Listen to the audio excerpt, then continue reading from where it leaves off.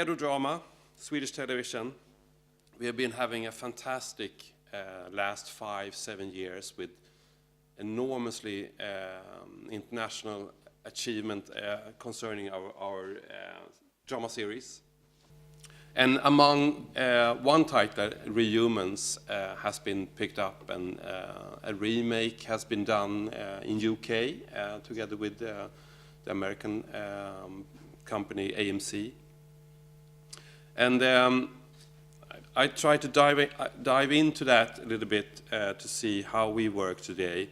And first of all, I would like just to describe who we are, SVT Drama.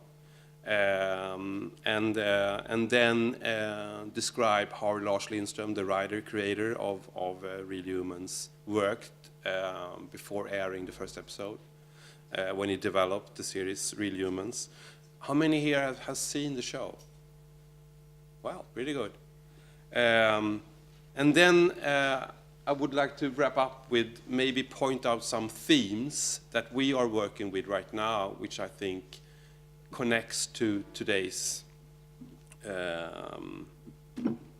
talks and seminar. So the most important for us being a public broadcaster and a Swedish television is that we need to develop and create and produce things that are relevant for the Swedish audience, first of all. So we never set out, when we start to develop a drama series, we never set out to do an international series. We always focus on what is relevant here in our society today. And we are a group of 14 people, 9 producers and script editors that work in development, and we work together with independent producers on the market, as well as that we develop directly with creators. And just to show you what we call a bragging reel, what we have been airing the last year. When we work in development, I mean, over the years, we've been very focused on how to secure the production, really, from the script to end deliverance. But we haven't so much focused on how do we go from the white paper to actually develop a format that can be accessible. And so today, the last 4 years, we've been working very hard to define those steps for us. And we now work, I would say, in 4 phases, while the first 3 phases very much are about step 1 is very much to define the premise, the theme, the main characters, the arena, and then start to build the storyline, the skeleton of the story, before in phase 3 that we actually start to write the scripts. And we don't, when we compare to the American market, where pilot is a way of securing that we actually are developing something that will be of relevance for audience and actually work on the market, we can't really afford that full-scale pilot. So we do what we call some short test pilot, and we do that during phase 3, and maybe write a 5-minute script and do some recording and try to seek out whether the challenges of just this special format will actually work out. So this is how we work during development, always with the idea and the vision in your back head of being relevant for the audience. And it doesn't mean that it has to take place today. We make series that is taking place 100 years ago as well as Real Humans in the future. Still, it has to be of relevance today. And our output is On Sunday, Monday, we do the TV series, which is the Sunday more crime, suspense, and the Monday is more feel-good and drama. And then we do the short series or mini-series and comedy. And approximately 50 to 60 hours per year. And everything is co-produced. And everything, I would say, is co-produced today with partners outside Scandinavia.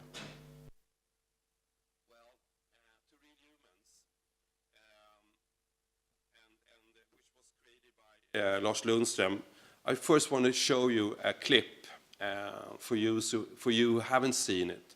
And it's a trailer of the remake production that was aired last summer in UK called Humans, and was shown on Channel 4. 2009, Lars Lundström came to SVT and presented early stage of an idea concerning a society where robots or U-bots was part of ordinary daily life, and almost every family had one. And the head of drama before me, Stefan Baron, and he's a sucker for science fiction. He really went all in on the idea. He loved it. One of the challenges for Stefan and for Lars was to pitch and sell in the idea to head of programs at SVT, because science fiction at that time for SVT, and I would say for Sweden overall, was something that no one really had succeeded in.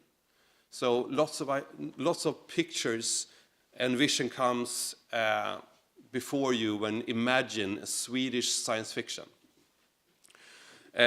So they really worked a lot with trying to convince that it was actually possible, and it didn't really succeed to begin with. When it came to connecting to science, when I was invited here, I called Henrik Widman, which is producer at Matador Film, and worked together very closely with Lars, the whole development. He talked a lot about Danica Kragic, which is quite a person and great knowledge in this area. And together with Danica, and maybe Danica is here. Yeah, and together with Danica, they were closely learning how does a robot work, and more specific, how does a robot learn? And they worked a lot together during that phase. But as Lars came to realize that maybe the show, the story wouldn't dwell so much into the how. And once folks realizing that, it was also important not to go the more traditional way, making the evil machine story. Lars, from the beginning, really wanted to make something more complex, making both the U-bots as well as the humans being both good and bad, as we all are. And making it hard for the audience to not to connect and sympathize with the U-bots. And they read a lot of books during this time. To mention one area that they talked a lot about in the beginning was this artificial intelligence, but it really didn't play out for them. And it wasn't until they stumbled on this book by Steven Pinker, and that rose the question: what is conscience created by? And can we actually, what would happen if we actually could create conscience? Now I need my nose. So take a breath, and I will soon be back.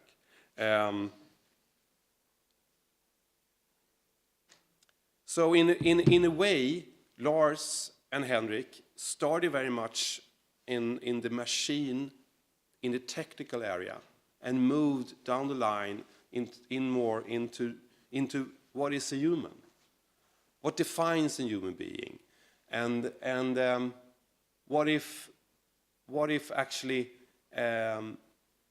we could give the U-boats feelings, and do we actually have to treat a U-boat with respect?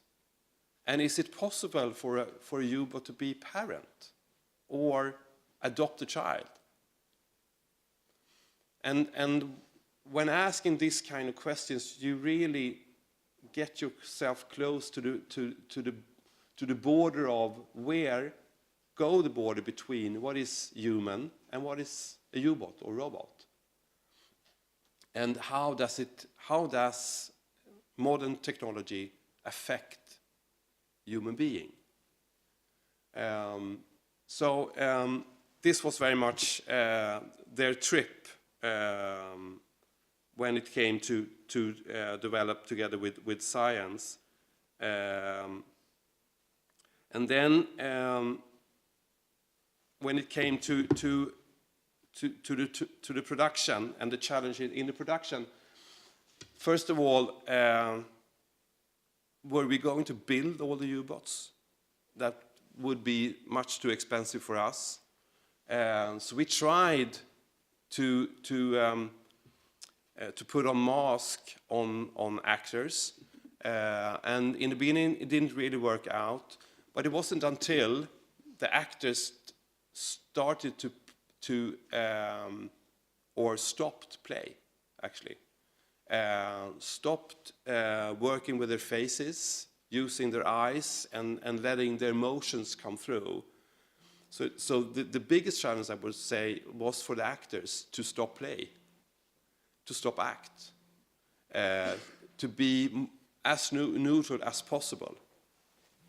And when we found that key, we made the short pilot, as I told you before, and with that material, it was possible to pitch the series for head of programs and make it commissioned. And we aired the first episode in January 2012. It was a great success, the season 1. The second season didn't really work out for us, but now in UK the second season will air, and that would be on a storyline that is completely developed with the production company Kudos in UK, and not so much together with Lars, and that's quite typical of how it works. For us, why the second season didn't really work out for us, I would say that I think that one of the parameters for the success of Real Humans season 1 was the fascination part of the story. I mean, how would it really be, and how is it to have a U-boat close to you? Then when you came into the second season, the fascination part was gone. But what we also did with the story was that we took a kind of step backwards. We found ourselves more interested in society issues rather than staying close to characters, close to family, and that is really a key to success for a fiction, is that you are engaged in the characters. If you don't, why should I bother stay here as an audience? I move on and hang out with someone else. Like Big Bang Theory, for instance. So I think that's two reasons to why we didn't really succeed the second season. And when we look forward a bit, I mean, things that we now have in development touch themes like drones, and of course the Exodus, as well as medicine, artificial intelligence, and I mean the whole digitizing. But last summer I was at my summer house, and in Sweden we have this tradition of summer programs, 1 o'clock on the radio. Each day during summertime there is 90 minutes of one person telling a story of their life or something of an issue that they think is important. And last summer Johan Rockström had one of these programs, and he talked about when it comes to fiction and storytelling around these challenges that comes with environment today. He said that there is only two main focus or themes. One, apocalypse, meaning the planet is dead, a small percentage have survived, and how will they continue? The other theme is we can't stay here, so we have to move to another planet. That's the two main. And that really made me thinking if we could find another way of telling stories. So we are in development with a couple of things that I think addresses exactly what Johan seeked out to find, another perspective of this theme. And I mean, I kind of envy to having a David on board, and I think that by being invited here today has really also set the focus on that we need to work even more closely. And I would like to stretch out a hand today very much to see whether we can start a dialogue around what's in your head, meaning that what you are focusing on now will in the other end be of relevance for today's society.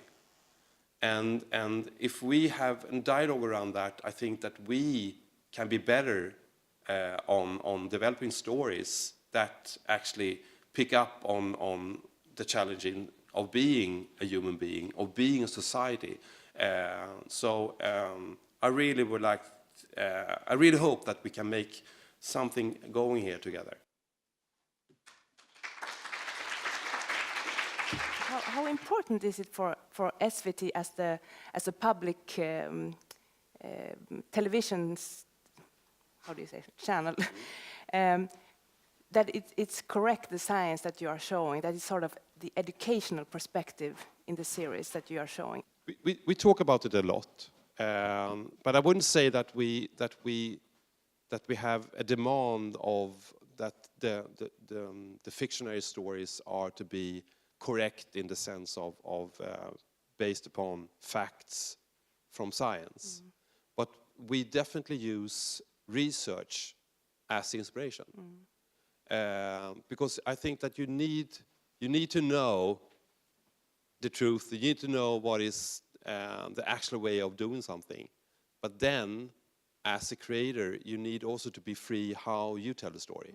Yeah, but you who are used to make drama productions and shows, do you think that this is a good tool to spread knowledge in general, or is it something that you should separate from each other?